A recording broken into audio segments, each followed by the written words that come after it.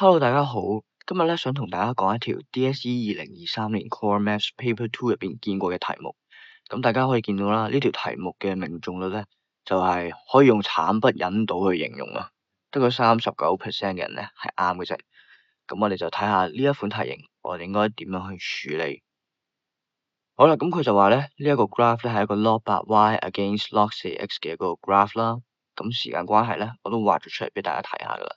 咁希望大家喺考試嘅時候咧，都可以咁樣畫出嚟，去幫下自己，去理解下自己條題目係究竟係發生緊咩事咁樣嘅。OK，咁呢款題型咧，我哋都係會嘗試用 y 對 mx 加 c 去做先啦。咁佢俾咗 y-intercept 同埋 x-intercept 我哋咧，我哋就可以揾到個 slope 係等於-5/3噶啦。OK，咁跟住咧，我哋就嘗試下塞翻啲數字入去 y 對 mx 加 c 呢條式度啦。咁不過記住，我哋係塞 log 8y 同埋 log 4x，就唔係就咁 y 啊或者 x 啊咁就得噶啦。OK，好，咁個 c 咧，我哋就照用翻5啦，咁樣就得啦。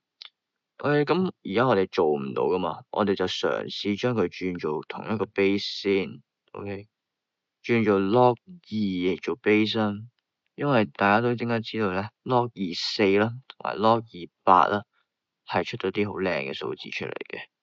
咁5嘅話咧，我哋就可以轉佢做 log 32咁樣。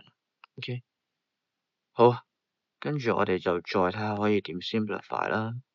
左邊我哋就1/3 log 2y，右邊我哋就係可以乘翻佢1/2咁樣啦。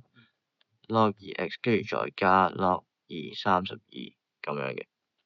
OK，咁呢個咧就繼續啦，負5/6 log 2x 加 log 32咁樣。OK，好啦，咁跟住咧，嗱呢一個咧，我哋可以搬翻上去上面個 index 嗰度啦，搬翻上去個次方上面啦。咁而大家都應該知道 log A 加 log B 咧，係可以寫成 log AB 咁樣嘅。咁我哋咧就試下咁樣寫咯。咁咧就會變咗做32x 嘅-5/6次方。而呢一個咧，左邊呢一個咧，亦都可以搬翻上個 index 嗰度啦。咁就會變成 log 2y 嘅1/3次方啦。OK。咁一大家同時都有 log 2喎，咁我哋咧就可以查咗佢啦，變做 y 嘅1/3等於32嘅 x 嘅-5/6。OK，咁我哋咧呢個時候咧，再左右兩邊都6次方咗佢。OK，咁左邊咧就會變成 y2啦，右邊咧就會變成2嘅5次方嘅6次方，同埋 x 嘅-5/6次方嘅6次方。咁呢度咧就可以變成8嘅10次方啦，而右邊咧就係 x 嘅-5次方，y 嘅2次方。